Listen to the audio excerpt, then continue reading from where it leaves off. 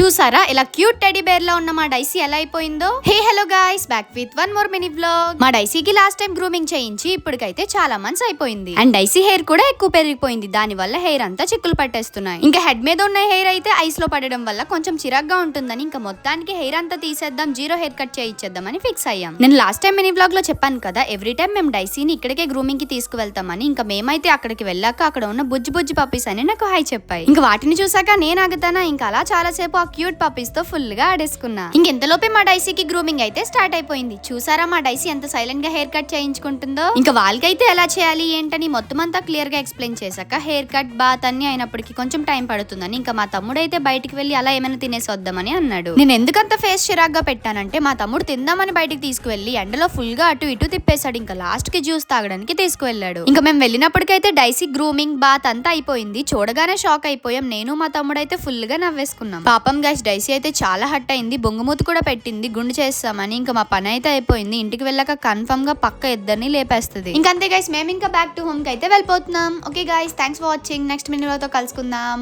Bye bye. Subscribe to wow Pavani vlogs.